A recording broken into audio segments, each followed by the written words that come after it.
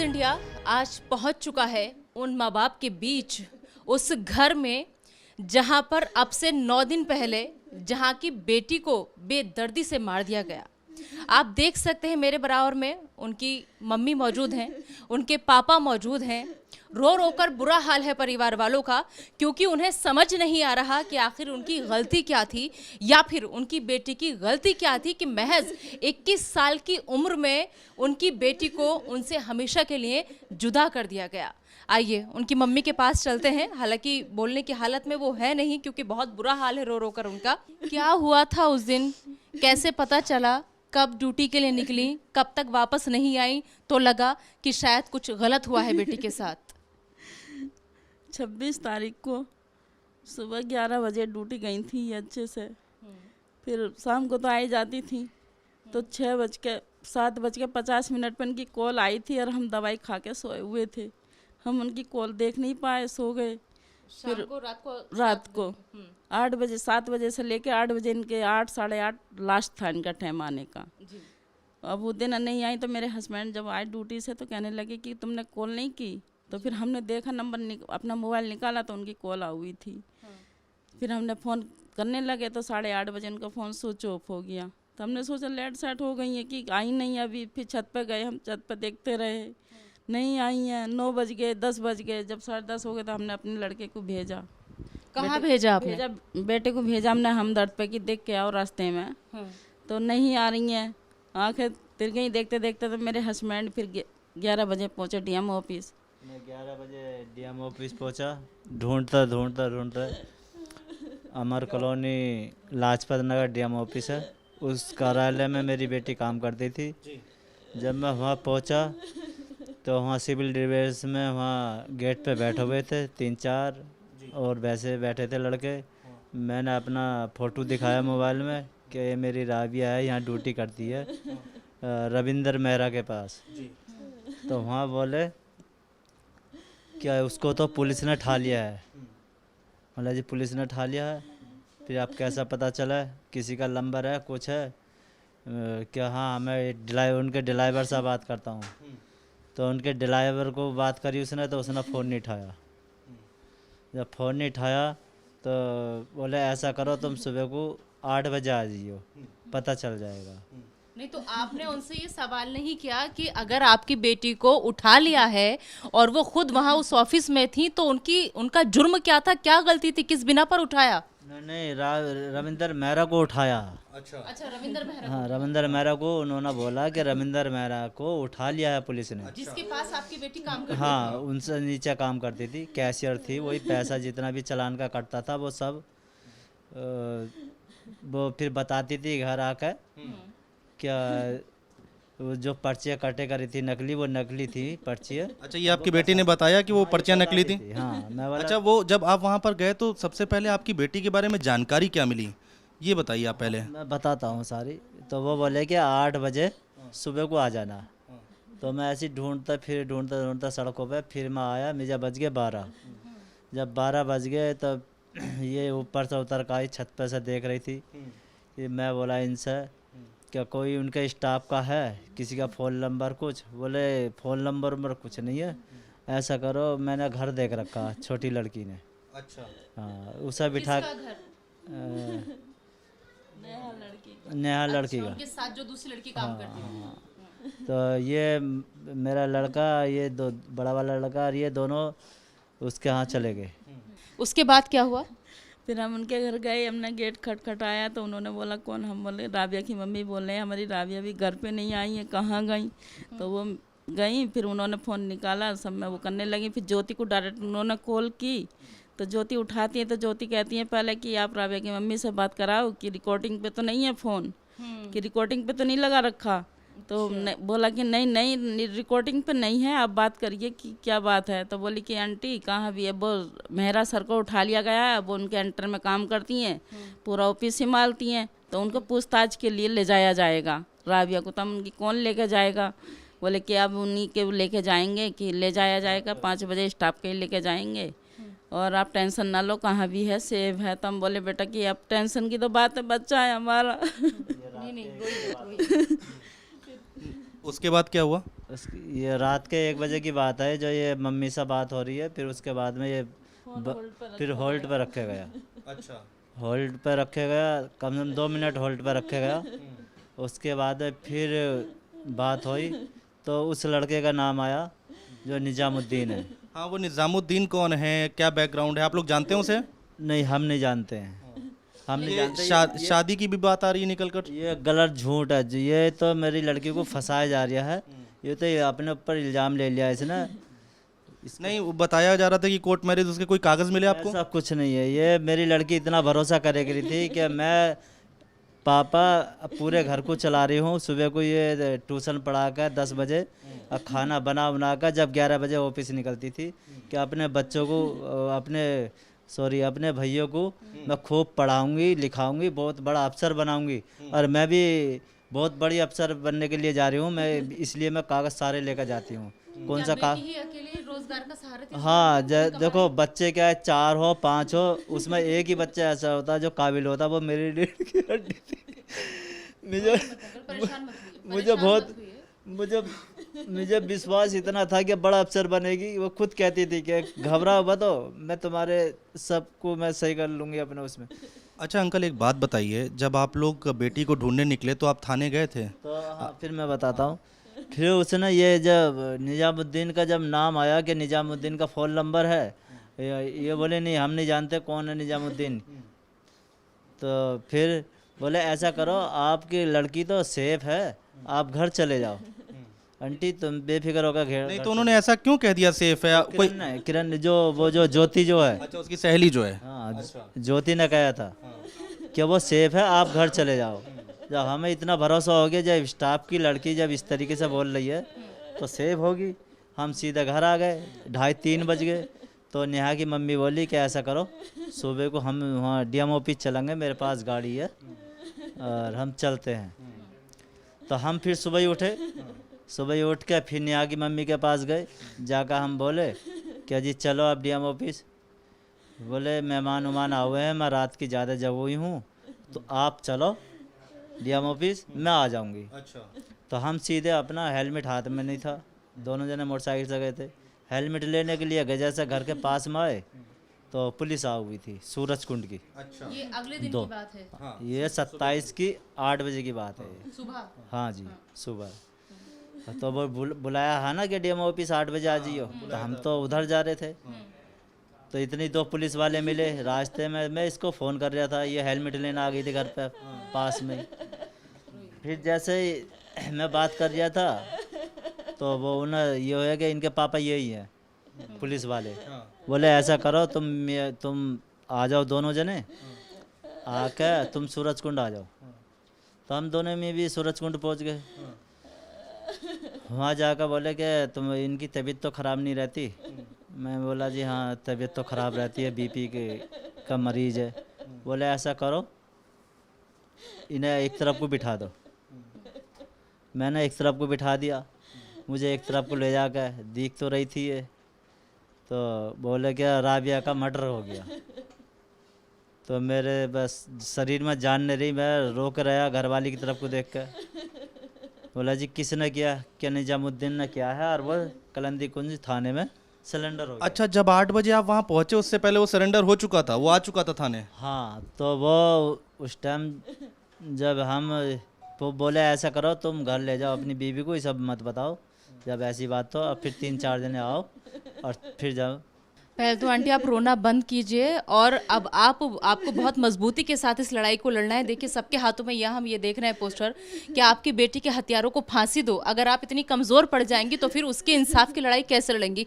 लगातार मैं देख रही हूँ कि आपका रोना बंद नहीं हो रहा। हाथ में फ़ोटो है जिसे आप देखे जा रही हैं बार बार। देखिए हाथ में फ़ोटो लेकर के बैठी हैं ये अपनी बेटी की, क्योंकि इन्हें अभी तक यकीन नहीं हो रहा है कि इनकी अपनी वो बेटी जो पूरे घर का जिम्मा उठा रही थी, वो बेटी जिसने अपनी अपने पापा से वादा किया था कि पापा मैं एक दिन बड़ी अफसर बनकर दिखाऊंगी, वो बेटी जो चाहती थी कि उसके जो भाई हैं वो उनकी आगे की शिक्षा पूरी कराए, उन्हें पढ़ाए लिखाए, उन्हें समाज में रहने के काबिल बनाए, तो जो लड़की महज 21 साल की उम्र में इतनी जिम्मेदारियों को समझ रही है, इतनी जिम्मेदारियां उठा रही है कि नौकरी भी कर रही थी, लेकिन उससे पहले क्योंकि घर में थोड़े तंगी के हालात हैं, उससे पहले घर में बच्चों को ट्यूशन दिया करती थी ताकि 4 पैसे उससे भी कमा सके और अपने घर में अपने परिवार वालों पर लगा सके। आंटी आप रोना बंद कीजिए, हिम्मत से काम लीजिए। देखिए सब लोग आपके साथ हैं, आपकी इस फाइट में, आपकी इस लड़ाई में हम सब लोग आपके साथ हैं और यही वजह है कि आज हम यहाँ पहुंचे हैं। मेरी बेटी इतनी मेहनत कर रही थी, इसकी मम्मी बर्तन मांजे, कई स्कूल में झाड़ू पोछा लगाया, मैंने उसको जामिया इस्लामिया में मैंने हाथ पैर जोड़ के मैंने उसको एडमिशन कराया। वहाँ पे उसने पढ़ाई की, बीए का एग्ज़ाम दिया उसने लड़की ने, और वो टीचर कोर्स की फिर पढ़ाई करना शुरू कर दिया उसने कि मैं पापा इसे नौकरी भी करती रहूँगी, ये सब करती रहूँगी। बहुत तो ये तैयारी करी थी बहुत बड़ी। हिम्मत रखिए आप। हाँ ठीक है, बिल्कुल हिम्मत से काम लीजिए। आप भी आंटी रोना बंद कीजिए, हिम्मत से काम लीजिए। देखिए आपके नासुओं की बहुत कीमत है और आपको इन आंसुओं को ऐसे ही ज़ाया नहीं करना है, लड़ाई लड़नी है और ये लंबी लड़ाई है और उम्मीद है हमें कि आपकी बेटी को आपको इंसाफ ज़रूर मिले। लेकिन एक चीज़ ये बताइए, जैसे कि जिक्र ये आया है अभी तक की जो जानकारी मिली है, हालांकि पुलिस की थ्योरी में और आप लोगों की बातचीत में ज़मीन आसमान का फ़र्क आ रहा है, क्योंकि आप लोगों की तरफ से जिस आरोपी को पेश किया गया, पुलिस जिसे एक चेहरा बता रही है, उस आपकी बेटी का शौहर यानी कि आपका दामाद उसे बता रही है, लेकिन जी ऐसा कुछ नहीं है, ये कुछ नहीं है। मैं ये पुलिस की थ्योरी के हिसाब से बात कर रही हूँ, लेकिन आप लोग कुछ और ही कह रहे हैं। जब हम परिवार से बात करते हैं तो पुलिस के तमाम दावों की पोल खुलती यहाँ पर नजर आ रही है कि पुलिस झूठ बोल रही है। अब सवाल ये है कि पुलिस झूठ क्यों बोल रही है? क्योंकि माँ बाप को पता तक नहीं कि उनकी बेटी शादीशुदा थी, माँ बाप को पता तक नहीं कि उसका कोई शौहर भी था, उसका कोई हस्बैंड भी था। और इससे पहले एक चीज मैं और यहाँ आपसे जानना चाहूंगी कि जो बात कितना वक्त हुआ था राबिया को इस सर्विस में? 4 महीने जहाँ तक मैं सही हूँ। 1 महीना बदरपुर में लगी डिस्पेंसरी में और 3 महीने लगभग यहाँ हो गए थे। तो यहाँ भी अच्छा, ये नहीं अच्छा काम मिला, सब पैसा जितना भी था सब इसके अकाउंट में था, सब कुछ था। वो यहाँ पे बताती थी कि सारा पैसा लाखों का करोड़ों का मैं हमारे हाथ में रहता है, लोगों की चाबी हमारे पास रहती है, कि सारे चालान करते हैं कि नकली भी और असली भी है, कि सारा हम पैसा आता है हमारे हाथ में। हाँ, इन ये सब के पैसे के बीच घोटाले के चक्कर में हमारी बेटी का मर्डर किया गया है। जी वही चीज मैं आपसे जानना चाह रही हूँ। मेन पॉइंट जो है वो निकल के यही आता है, आप हिम्मत से काम लीजिए। यही आता है कि जैसे आपने कहा कि यहाँ पर बेटी ने जिक्र किया था आपकी कि नकली वहां पर जो रसीदें थी, स्लिपें थी, वो होती थी। क्या इससे पहले राबिया ने इस बारे में कोई जिक्र किया कि इसके बारे में उसने किसी और अफसर से बात की हो, या उन्हीं से, जो मेहरा नाम आ रहा है सामने, उन्हीं से बात करने की कोशिश की हो इस बारे में? तो उनकी तरफ से कुछ इस तरीके का ऐसा जवाब जिससे राबिया को लगा हो कि शायद अगर मैं मुंह खोलूंगी या मैं आगे किसी को इस बारे में बताऊंगी तो मेरी जान को खतरा हो सकता है, इस बारे में कभी कोई जिक्र किया था बेटी ने? बस यहाँ ही बताती थी। मैं बोला कि ऐसा ऐसे ये जो है, तो आप बात आगे ही पहुँचे। मैं हम सब अब जो बता दिया ठीक है, वह ईमानदारी से आप काम करते रहो वहाँ पे। अच्छा एक बात बताइए, जो जिस सहेली का जिक्र आ रहा है ज्योति, उससे पुलिस ने कोई पूछताछ की है क्या? अभी कोई पूछताछ नहीं की है। किसी से भी पूछताछ की है क्या? जितने ये हथियारे हैं ना, पहले इन हथियारों को उठाया जाए, जितने भी हैं। जब इस मामले में कोई कंप्लेंट की है, एफआईआर की, कहीं गए आप? देखो ऐसा, हम संगम विहार थाने में गए थे, वो बोले कि यहाँ का मर्डर नहीं, मैटर नहीं है, हरियाणा का, तुम वहाँ जाओ। सीमा विवाद में उलझा दिया। सीमा विवाद में उलझा दिया है। देखिए ये कितनी इंपॉर्टेंट बात निकल कर आ रही है। अभी तक जो खबरें निकल कर सामने आ रही थी, बहुत सारी बातें हैं, पुलिस की थ्योरी हैं, जिसमें बताया जा रहा है कि गलत बातें बताई जा रही है। यहाँ पर माँ बाप बैठे हैं, उनके आंसू आप देखिए, और वो खुद बयां कर रहे हैं कि नहीं ऐसा कुछ नहीं है, उनकी बेटी की किसी तरह की कोई शादी नहीं हुई थी। और सबसे बड़ा सवाल यहाँ पर ये उठता है निदा, कि अगर कोर्ट मैरिज भी हुई तो पेपर तो होने चाहिए थे। पुलिस के पास कहीं से पेपर आए, वो पेपर नहीं आए, तो ये सारी बातें कहाँ से निकल कर रही है? अभी आप लोगों ने क्या सोचा है आगे का? क्या कहाँ जाएंगे, किससे बात करेंगे? देखो ऐसा सब लोग हमारे साथ हैं, साथ दे रहे हैं, मगर इसको तो है ना घुमाए फिराया जा रहा है कि साबुत ख़त्म हो जाए। मर अल्लाह ना चाहा, भगवान ना चाहा तो साबुत ख़त्म नहीं होंगे, ईमानदारी पे केस चलेगा ये। और सब मेरा साथ है, पूरा हिंदुस्तान साथ है। और ये दिल्ली को ट्रांसफर होना चाहिए और इंसाफ मिलना चाहिए, और इन हथियारों को सख्त से सख्त सजा होनी, फांसी होनी चाहिए।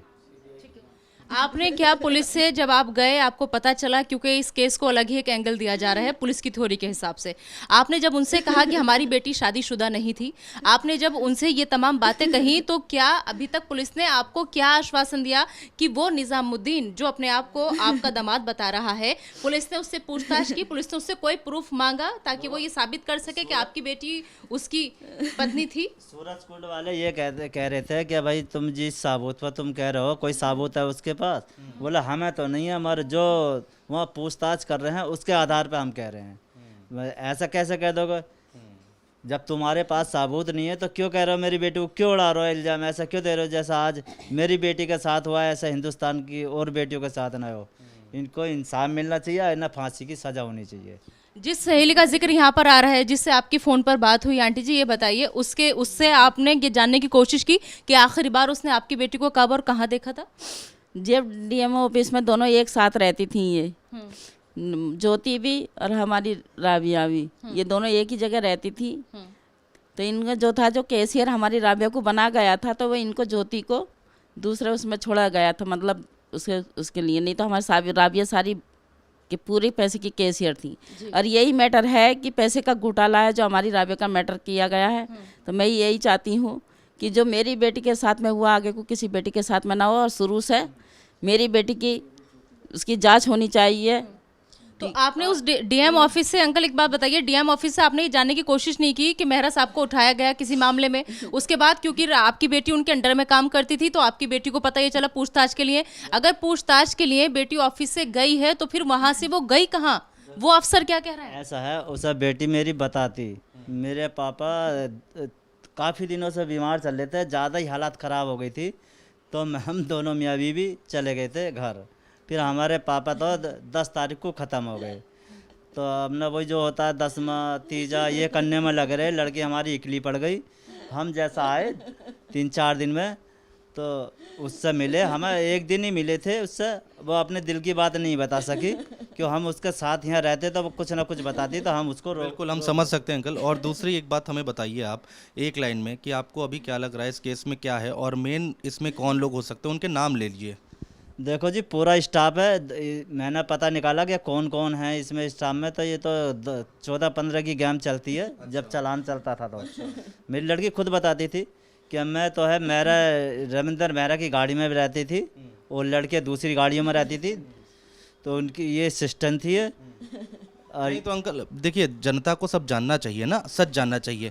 कैसे काम होता था, क्या नकली पर्चियाँ बनती थी, पैसे का कैसे हेर फेर होता था, आप लोग को क्या लग रहा है? हाँ, तो वो एक दिन लाई भी थी मेरे पास, उसके उसमें टैग में मैं बोला ये पर्ची कैसे के चलान गए हैं पापा, ये नकली पर्ची छपा रखी है। अच्छा, बोला बेटा ऐसा कि ये जिक्र किसी को मत करिए, अपने स्टाफ में किसी को मत करिए, तो जानिए तेरा सीनियर जाना है, ये जिक्र मत करिए, ईमानदारी से काम करिए। तो अब जब मेहरा साहब को उठाया गया, जैसा कि आपको पता चला, तो आपको क्या लग रहा है कि उसी में उससे आपकी बेटी से पूछताछ होती और शायद वो सच बता देती? हाँ, उसको पहले ही जब अपहरण कर लिया, पहले पुलिस वालों ने पहले उठा लिया। जब रात के 11 बजे गया था, तो उसके बाद में मेरी लड़की के शाम को मर्डर कर दिया गया। तो वो सबूत के उससे ही उठाया गया कि इसको ख़त्म कर दो। तो ये बहुत बड़ा घोटाला है, इसमें पूरी टीम का घोटाला है। इन्हें सबको सख्त फांसी होनी चाहिए और इन्हें हथियारों को पकड़ना चाहिए। सीबीआई जांच की भी मांग कर रहे हैं आप? हाँ जी, सीबीआई की जांच होगी। सीबीआई की जब भी जांच होगी जब ये हथियारे पकड़े जाएंगे, और जब हथियारे नहीं पकड़े जाएंगे तो सीबीआई कहाँ से जांच कर लेगी? जांच तो जब करी जब हथियारे पकड़े जाएंगे। नहीं तो मेरे मुखिया क्या करेंगे जी, हमें इंसाफ दिवाओ, सब मेरे साथ में रहो, और इंसाफ नहीं दिवाओगे तो मैंने ये सफ़ेद कफन ओढ़ रखा है, मैं भी और अपने पति की भी वहाँ जाएंगे, और आंटी ऐसी बात मत कीजिए, देखिए जाएंगे और हत्या मैं और मेरे पति कर लेंगे, हम जब इंसाफ मुझे नहीं मिलेगा तो। हालात इस घर में ऐसे हो चुके हैं कि अभी 9 दिन भी नहीं गुजरे हैं कि सफ़ेद कफन में बेटी की लाश को दफनाया है, और आज देखिए दूसरे कफन की बात हो रही है कि अगर इंसाफ नहीं मिला तो हम दोनों, उसके माँ बाप भी ये बच्चों को, मेरे 3 बच्चे और बच्चे हैं, उन्हें लेकर हम आत्महत्या कर लेंगे, ना तो ये सरकार इसका फैसला मैंने अपनी बेटी के साथ में ये कफन पहन रखा। जब मुझे इंसाफ नहीं मिलेगा और उन्हें फांसी नहीं मिलेगी तो वहाँ जाएंगे, उसके वहाँ और लिखवा कर लाऊंगे, और मामा हम अपनी हत्या कर लेंगे जब इंसाफ नहीं मिलेगा तो। मुझे उनको फांसी चाहिए और सब मेरे साथ। ज़्यादा लाख में क्या बचा है, यही बचा है कि हत्या करनी। देखिए यहाँ पर किस तरह का माहौल है, लेकिन इन सब के बीच में एक बात निकलकर ज़रूर सामने आ रही है कि जो पुलिस की थ्योरी है उसको समझने की कोशिश हम यहाँ पर कर रहे हैं। यहाँ पर जो उनके माँ बाप बैठे हैं उनसे बात कर रहे हैं। मेहरा साहब कौन है, उनसे क्यों नहीं बातचीत की जाती है? वो जो लड़की सहेली है उनसे क्यों नहीं बातचीत की जाती है? निज़ामुद्दीन ये बीच में कहाँ से अचानक से आ गया, जिसको ये लोग जानते भी नहीं हैं, ऐसा बता रहे हैं। और बता रहे हैं कि वो मेरी पत्नी थी और 3-4 महीने पहले हमने शादी की थी या पहले शादी की थी, लेकिन उसके कागज़ होने चाहिए। तो ये सारी बातें हैं जो गले के नीचे नहीं उतर रही हैं। और यहाँ पर देखिए किस तरह से कहा जा रहा है कि वो पूरे परिवार के साथ कह रहे हैं हम आत्महत्या कर लेंगे अगर न्याय नहीं मिला। तो कोई क्यों नहीं आ रहा है आगे, कोई क्यों नहीं इस बात को उठा रहा है? ये बात समझने की कोशिश हम यहाँ पर कर रहे हैं। निदा, बिल्कुल, एक चीज़ मैं और समझना चाहूँगी, इस केस में एक एंगल और निकल के आ रहा है, हालांकि पोस्टमार्टम रिपोर्ट में इस बात का नहीं खुलासा हो रहा है। जी, आप समझ गए होंगे मैं क्या कहना चाह रही हूँ, क्योंकि ऐसे वक्त में हमें खुद समझ नहीं आ रहा है कि आपसे हम क्या पूछें या कौन से वो अल्फाज निकालें जिसका यहाँ पर इस्तेमाल करें। लेकिन जब आपको ये एहसास हुआ, क्योंकि जाहिर सी बात है बेटी को गुस्ल दिया गया होगा दफनाने से पहले, तो आपने हर एक कंडीशन देखी होगी। जी, जब मुझे ले जाया गया सरकारी अस्पताल फरीदाबाद में, तो मैं बैठा हुआ देख लिया था। मेरे लड़के को बॉडी दिखाई, क्या पहचान लेगा? हाँ पहचान लेंगे। तो लड़के ने जब उसका सर पर हाथ फेरा तो गर्दन एक तरफ को घूम गई थी। जब गर्दन एक तरफ को घूम गई थी, उसके बाद में लड़के ने मुझसे आगा बोले पापा ऐसा बात। मैं बोला कोई बात नहीं बेटा, कुछ। हाँ, तो फिर उसके बाद में डॉक्टर आया, वो पुलिस वाला आया, कम से कम 25-30 मिनट में ये उसका पोस्टमार्टम करके कह दी कि ले जाओ। तो हमने गाड़ी करके खड़ी करके हम सीधे अपना। ये अनुज, ये वाला पॉइंट बहुत नोट करने वाला है कि जिस लड़की की इतनी बर्बरता के साथ हत्या कर दी गई हो, जिसके शरीर पर 50 से 60 चाकू के निशान हो, पोस्टमार्टम रिपोर्ट तक में 50 चाकू का जिक्र किया गया है, उसका पोस्टमार्टम महज आधे घंटे में कैसे पॉसिबल है? मेरे पास पैसे नहीं है, कुछ नहीं थे। ये तो मैं बोला परिवार मेरा यहाँ था, बच्चे रो रहे थे। मैं बोला कि ऐसा घर लेकर चल जाऊँगा इसे एम्बुलेंस करके, और वहाँ से बिठा कर मैं गांव चला जाऊंगा। जब गांव में सब ने कही कि तुम यहाँ ले आओ, जब तुम्हारा है तो सब, मगर पता नहीं था मुझे क्या इतना मेरा आप सब भाई साथ दे रहे हैं, सब भाई, ना तो मैं लेकर नहीं जाता। मैं यहाँ अकेला पड़ गया, घबरा रहा था, तो मैं लेकर अपना घर चले गया। वहाँ जब गए, जाकर एक नहलाने वाली आती है, उनने जैसा गुसल दिया, पानी डाला, तो जब उसको देखा खोल के, तो बस उसको जाप आ गई, वो पीछे गिर गई। इतनी भयानक उसके वो शरीर के अंदर चाकू थे कि देखा नहीं जा रहा था। हर एक प्राइवेट पार्ट्स उसका डैमेज था। ये हमने एक छोटी सी कोशिश की है कि आप तक बातें पहुंचाएं, आप तक सच पहुंचाने की कोशिश कर रहे हैं हम।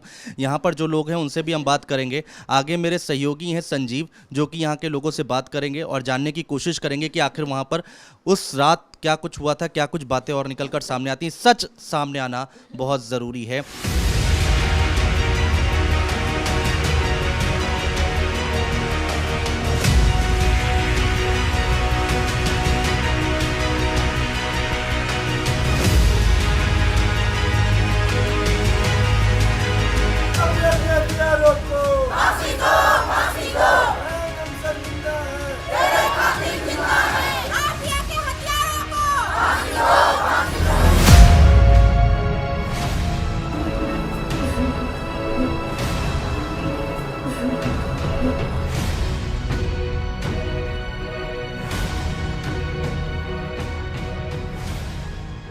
दिल्ली की बेटी के साथ जिस तरह से दरिंदगी हुई, और उसको आज 9 दिन बीत चुके हैं, लेकिन परिवार को अभी भी इंसाफ की दरकार है। और ये यहाँ पर हम ग्राउंड ज़ीरो पर जो उनका घर है वहाँ पर मौजूद हैं। मेरे पीछे ये वही मकान है जहाँ से बेटी तैयार होकर सुबह अपने ऑफिस के लिए निकली, लेकिन उसके बाद लौट करके नहीं आई।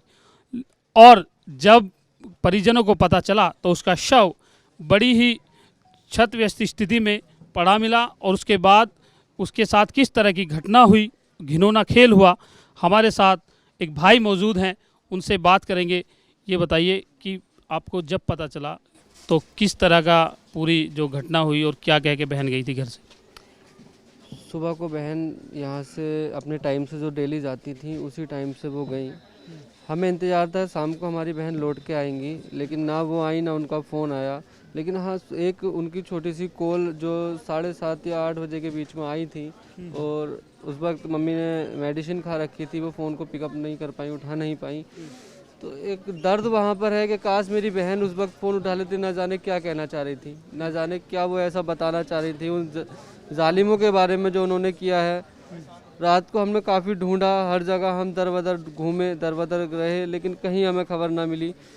एक उनकी जो कल साथ में लड़की काम करती थी जिनका नाम ज्योति था, उनसे बात हुई, उन्होंने एक कहा कि वो मेहरा उनके सीनियर हैं कोई, उनके साथ वो गई हैं, और मतलब उनके किसी केस के रिगार्डिंग उनसे पूछताछ है, तो आप परेशान ना होइए, वो घर आ जाएंगी। एक हमें संवेदना दे दी गई, हमें बता दिया गया, तो घर आकर के हम बोले सीनियर के साथ हैं, कोई दिक्कत नहीं आएगी। आकर के हम सो गए मौजूदा हालत में, लेकिन सुबह को पुलिस वाले आते हैं और बताते हैं कि आपकी मतलब थाने चलिए, आपकी बेटी का मर्डर हो चुका है। तो उस वक्त मतलब खून में लथपथ। क्या मांग करते हैं आप, क्योंकि अभी जिस तरह से पूरा यहाँ पर आपने ये बैनर भी लगा हुआ है जस्टिस के लिए, इंसाफ क्या आपको अभी तक नहीं मिला?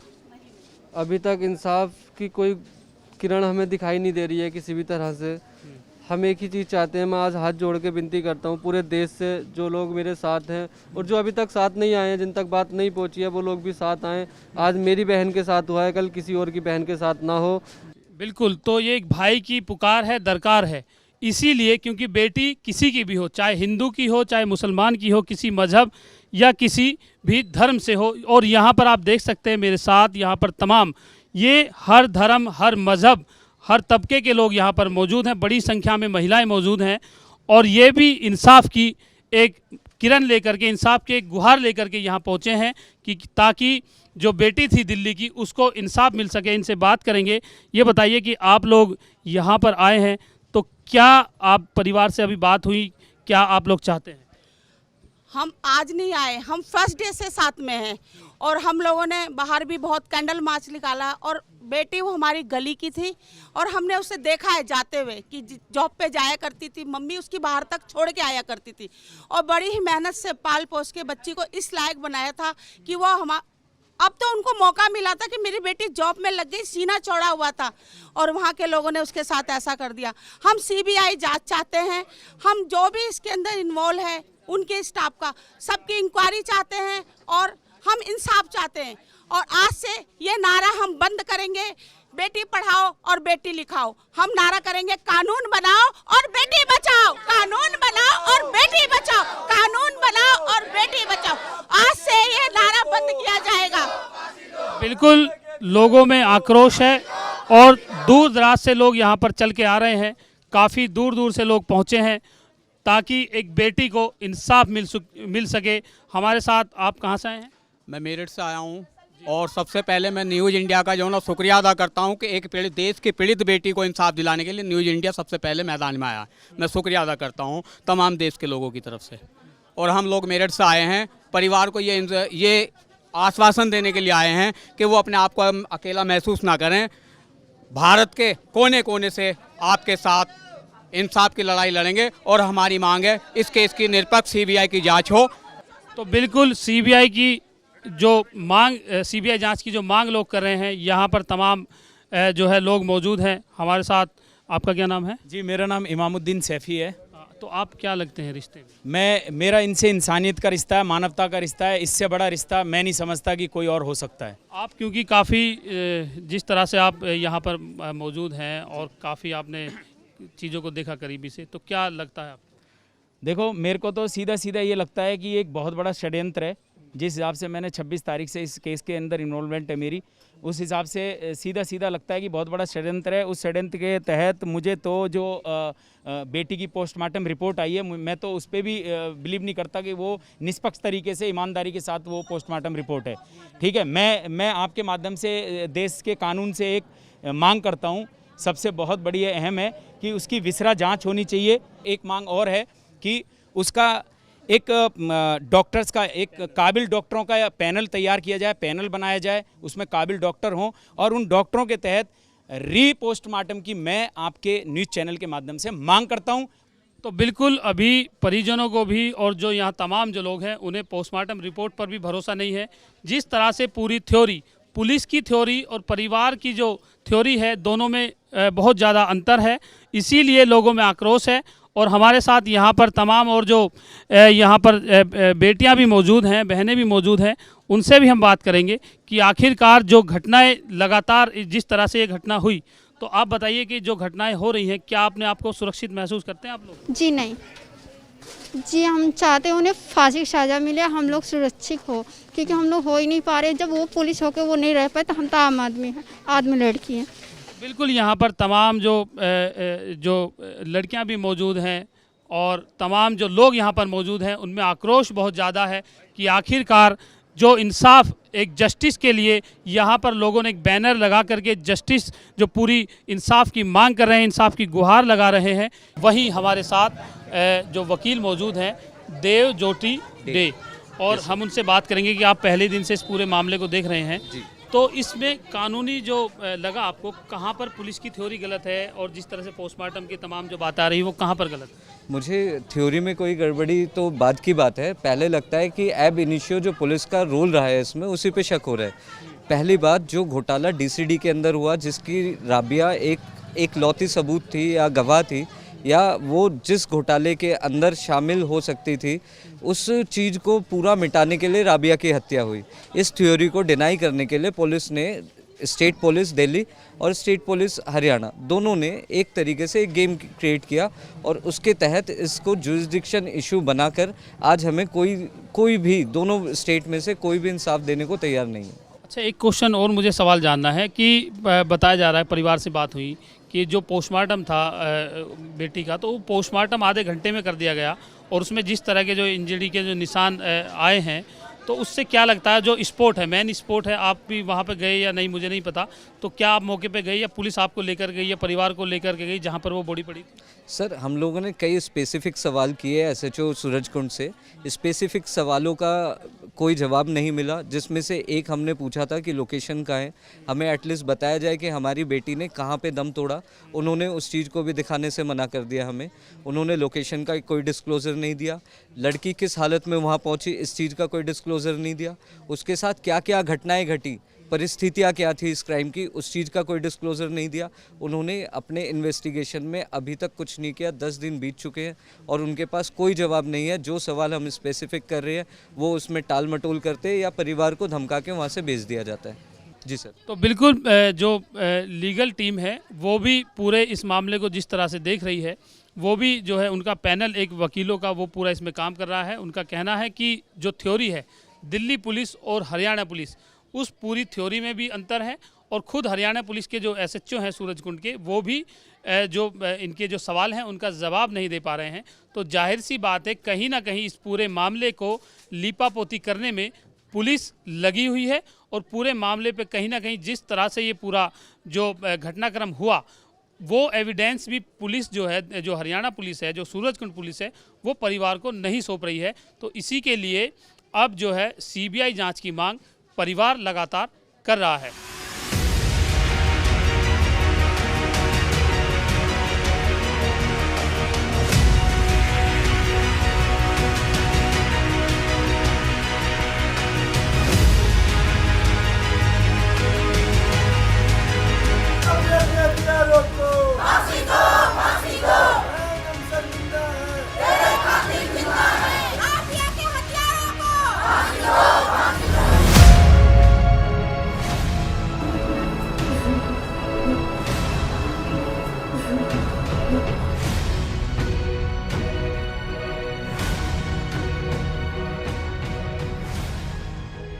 इस केस में एक के बाद एक हर दिन नया मोड़ जो है वो सामने आ रहा है और इसलिए अब हम सुबह फैमिली के पास गए, फैमिली से बातचीत की, उसके बाद हम सूरजकुंड थाने गए, वहाँ से भी हमने फेसबुक लाइव वगैरह सब किया, आपको पल पल की अपडेट दी इस खबर से जुड़ी। लेकिन अब आखिरी स्पॉट वो बचता है जहाँ पर लड़की को लाया गया, जहाँ से लड़की की बॉडी बरामद हुई है। तो यही वो स्पॉट है, क्योंकि अगर हम बात करें हरियाणा पुलिस की, तो जो उनको सूचना मिली वो यही मिली कि यहाँ पर लड़की को मारा जाता है पहले रोड पर, लेकिन मैंने पीछे जैसे कि ट्रैफिक दिखाया आपने, इस ट्रैफिक को देखकर ये अंदाज़ा लगाना मुश्किल है कि जब ये रोड इतनी चलती है, यहाँ पर वाहनों की आवाजाही 1 मिनट के लिए भी धीमी नहीं होती, वाहन तेजी के साथ रफ्तार पकड़ते हुए एक के बाद एक वाहन यहाँ से गुजरता है।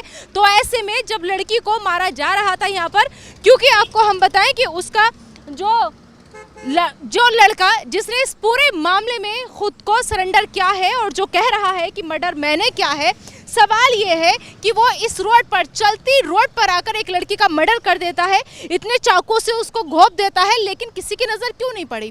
क्या उस वक्त एक 21 साल की लड़की जो अपने आप को बचाने की कोशिश भी नहीं कर पाई होगी? ये बड़ा सवाल है। तो यही वो रास्ता है जहाँ से धीरे धीरे बॉडी को सड़क से नीचे लाया गया, और नीचे, क्योंकि पुलिस के मुताबिक बॉडी को खींचकर नीचे लाया गया है, और उसके बाद में यहाँ मेरे 2 सहयोगी अनुज और संजीव मौजूद हैं। वो अब आगे आपको बताएंगे कि इस जगह पर क्या कुछ हुआ था। अनुज। बिल्कुल निदा, और यहाँ पर देखिए ये जो रास्ता है ना, जहाँ से हमारे कैमरामैन आ रहे हैं, ये वो रास्ता है, यहीं से उस लड़की को, 21 साल की लड़की को घसीट कर लाया गया था। और ये जो पत्थर है, यहाँ पर बताया जा रहा है, जो हरियाणा पुलिस की जो हमें इनपुट्स मिले हैं, जो उनकी जानकारी उनसे हमें मिली है, उसके मुताबिक यहाँ पर उसकी गर्दन थी। संजीव जी, मैं गलत तो नहीं कह रहा हूँ? यहाँ पे गर्दन थी? जी बिल्कुल, यहाँ पे गर्दन थी, और यहाँ ये पूरी उसकी बॉडी पड़ी हुई थी, जो कि हरियाणा पुलिस ने बताया है फिलहाल। इन सब के बीच में निदा एक बहुत इंपॉर्टेंट बात निकल कर आ रही है सामने, कि जो लड़की ने वर्दी पहन रखी थी, उस वर्दी में चाकू के काटने के निशान नहीं थे, और उसके यहाँ चेस्ट पर वार किए गए थे, कटे के निशान हैं। तो ये कैसे समझा जाए संजीव? देखिए, ये एक बड़ा पॉइंट है कि आखिरकार जिस तरह से, क्योंकि वर्दी के ऊपर कोई चाकू के निशान नहीं और शरीर पर 50 चाकू के निशान, तो ये बड़ा सवाल है कि चाकू मारकर पहले बाद में वर्दी पहनाई गई, या फिर वर्दी उतार के चाकू मारे गए, और हत्या यहीं पर हुई। क्योंकि ये रोड इतना व्यस्त है, आपने देखा कि 1 मिनट में 100 से अधिक वाहन निकलते हैं, शाम के समय और व्यस्त रोड हो जाता है। तो ये कैसे संभव है? क्योंकि यहाँ पर जो मर्डर करके फिर उसको खींच के यहाँ पर शव को ला करके डाला गया, ये भी कहीं ना कहीं एक सवाल या निशान बड़ा खड़ा करता है। अच्छा निदा, इंपॉर्टेंट बात ये है कि ये बात कहाँ से निकल कर आई है कि वर्दी में निशान नहीं थे, वो फटी नहीं थी? दरअसल बिल्कुल मैं भी वही बताने जा रहा हूं निदा, कि दरअसल जो कांस्टेबल हैं जिन्होंने यहां पर पहली बार आके उस बॉडी को देखा, वो हमारे साथ मौजूद थे। उन्होंने बताया कि वर्दी पूरी सही थी। क्यों निदा? बिल्कुल। और जबकि घर वालों से जो हमारी बात हुई, हम उनकी मम्मी की बात करें, पापा की बात करें, बाकी और उनके परिजनों की बात करें, तो सबका ये कहना है कि जिस वक्त उनकी बेटी की बॉडी उन्हें दी गई पोस्टमार्टम के बाद, और उसके बाद दफनाने से पहले जब गुसल की तैयारी की जा रही थी, तो उसमें जो औरतें उस वक्त वहाँ मौजूद थी, 2-3 औरतें ऐसी थी जो बेहोश हो गई, क्योंकि इतनी बुरी कंडीशन में वो बॉडी थी। 1 नहीं 2 नहीं बल्कि 50 वार चाकू से किए गए थे, और जगह जगह से जो उनकी बेटी की बॉडी थी वो जली हुई थी। अब सवाल यहीं पे ये खड़ा होता है सबसे पहला, कि अगर किसी ने उसको इतनी बुरी तरीके से मारा, वर्दी के साथ मारा, तो फिर वर्दी फटी हुई क्यों नहीं थी, वर्दी जली हुई क्यों नहीं थी? क्योंकि वर्दी बिल्कुल सही सलामत थी। इसका मतलब साफ है कि पहले लड़की को मारा गया बेदर्दी से, उसके बाद में कपड़े पहना करके फिर इसे पूरे मर्डर को एक प्लानिंग के तहत, सोची समझी साजिश हम इसे कहेंगे कि मर्डर यहाँ पर होता है। अंदर इतनी पूरी, जिसकी बॉडी पूरी जख्मी हो, 50 वार किए गए हो, वर्दी ऊपर से साफ हो। एक बात ये है जो कि हम संजीव जी से समझना चाहेंगे, वो हमें ज़्यादा अच्छे से समझा पाएंगे, क्योंकि फील्ड पर रहते हैं, ऐसे केसेस देखते रहते हैं। एक बात हमें समझाइए, मर्डर बताया जा रहा है यहाँ पर हुआ है, सरेंडर वहाँ पर हुआ है, ये कैसे समझा जाए इसको? देखिए, ये बड़ा सवाल है। दिल्ली पुलिस के वहाँ पर जाकर के कालिंदी गुज थाने में एक व्यक्ति सरेंडर होता है, निजामुद्दीन का, जो कि उसी डिफेंस में काम करता है, निजामुद्दीन नाम का व्यक्ति जो है, और वो कहता है कि मैंने जो है एक युवती का मर्डर किया है, क्योंकि नाम हम नहीं ले सकते, क्योंकि जिस तरह से सुप्रीम कोर्ट की गाइडलाइंस की वजह से, तो मर्डर किया है, और उसने स्पॉट बताया बाकायदा। दिल्ली पुलिस हरियाणा पुलिस से संपर्क करती है, और हरियाणा पुलिस बताए हुए स्पॉट पर आती है, और क्योंकि सुबह के 3 से 4 बजे का वक्त था जब हरियाणा पुलिस यहाँ पर आई, और उसने यहाँ बाकायदा शव देखा कि यहाँ पर एक महिला जो युवती थी उसका शव पड़ा हुआ है, जो कि खून से लथपथ था। तो ये एक बड़ा सवाल है कि आखिरकार पुलिस की जो थ्योरी, जो घरवाले भी कहते हैं कि मैच नहीं खाती, कि आखिरकार एक व्यक्ति वहां पर जाके सरेंडर होता है और दिल्ली पुलिस उसको, जिस बात का जिक्र निदा कर रही थी, उस बात को मैं आगे बढ़ाने की आपसे बात कर रहा हूं कि आखिर क्या ये पहले से प्लान था कि भाई यहां पर आके मर्डर करो, वहां पर जाकर सरेंडर हो जाओ, आप सीमा विवाद में पड़ जाओ? देखिए, रविंदर मेहरा है, जो कि उस लड़की का बॉस था, वो डीएम ऑफिस में तैनात था, एक बड़ा जो पेच है, जो बड़ा जो घूमता है गोला, वो उसके इर्द गिर्द घूमता है कि रविंदर मेहरा को एक दिन पहले उठा लेती है, भ्रष्टाचार निरोधक दस्ता उठा लेता है। आखिरकार वो रविंदर मेहरा को क्यों उठाया गया? क्योंकि ये जो थी युवती, ये उसकी असिस्टेंट थी पर्सनल। तो बहुत सारे राज पता होंगे, बहुत सारी चीज़ें होंगी, जैसा कि निदा भी आपको बताएंगे कि आखिर वहाँ पर शॉर्ट में बताइएगा निदा कि वो जब बता रहे थे उनके पिताजी की वो उनका उसका जिक्र किया था, घपलेबाजी का जिक्र किया था, जल्दी से बताइए। उन्होंने जिक्र किया था उनकी बेटी ने जब ये जॉब ज्वाइन किया तो उसके बाद में वो घर पर आकर उन्होंने कहा कि अक्सर वो परेशान रहा करती थी। जब परेशानी की वजह पूछी जाती थी तो वो ये कहती थी कि मैं जहाँ काम कर रही हूँ वो जगह सही नहीं है। सही क्यों नहीं है? उनके पिता कहते हैं, उनकी माँ कहती है कि वहाँ पर दरअसल फर्जी दस्तावेज के साथ काम होता था। फर्जी दस्तावेज हम क्यों कह रहे हैं? इसलिए क्योंकि जब आप लोग भी रोड पर जाते हैं, सफर कर रहे होते हैं अपनी गाड़ी में, तो आपको कई बार चालान भरना पड़ जाता है। लेकिन जो चालान की पर्ची होती है उस वक्त ना आप ना हम, क्योंकि इतनी सुदबुद नहीं रहती, उस वक्त चालान कट गया, अमूमन सब लोग पैसे देते हैं, आगे बढ़ जाते हैं। लेकिन वो जो पर्चियाँ थी वो नकली थी, जो रसीदें थी वो सब नकली थी। इसके अलावा उनकी बेटी ने कई बार बताया कि करोड़ों का खेल होता है, करोड़ों रुपया, क्योंकि वो कैशियर का भी काम देखती थी उनके मेहरा साहब के। तो होता है, मम्मी मेरे पास फोटोज हैं, वो फोटोज का जिक्र कर रही थी। अब ऐसी वो कौन से फोटोज थे, मेहरा साहब का वो कौन सा राज था, या फिर उस कार्यालय में वो ऐसी क्या चीज देखती थी जिससे किसी को डर हुआ कि अगर बात आगे गई तो शायद बदनामी हो जाएगी, या फिर हमारे डिपार्टमेंट की बात बाहर नहीं जानी चाहिए। एक एंगल इस पूरे केस में अनुज ये भी निकल कर आ रहा है। बिल्कुल। तो ये आज हमने पूरी पड़ताल करने की कोशिश की। न्यूज़ इंडिया की टीम ने आज जगह जगह जाकर ये जानने की कोशिश की। सबसे पहले हम उस लड़की के घर गए, माता पिता से बात की, उसके बाद सूरजकुंड थाने पर पहुंचे, एसएचओ साहब से बात की। हालांकि उन्होंने कैमरे पर कुछ भी बोलने से मना कर दिया, लेकिन बहुत सारी बातें हुई कैमरे के पीछे और बहुत सारी बातें निकल कर भी सामने आई। उसके बाद अब जहां हम खड़े हैं यहां पर उस लड़की का मर्डर हुआ था, ऐसी थ्योरी अभी निकल कर आ रही है। लेकिन अभी कुछ कहा नहीं जा सकता, जांच होनी बाकी है। क्या कुछ निकल कर आता है जांच में, ये पता चलेगा। फिलहाल हमारे इस खास पेशकश में इतना ही, और इस केस से जुड़ी हुई पल पल की जानकारी, पल पल की अपडेट जानने के लिए आप बने रहिए न्यूज़ इंडिया के साथ। नमस्कार।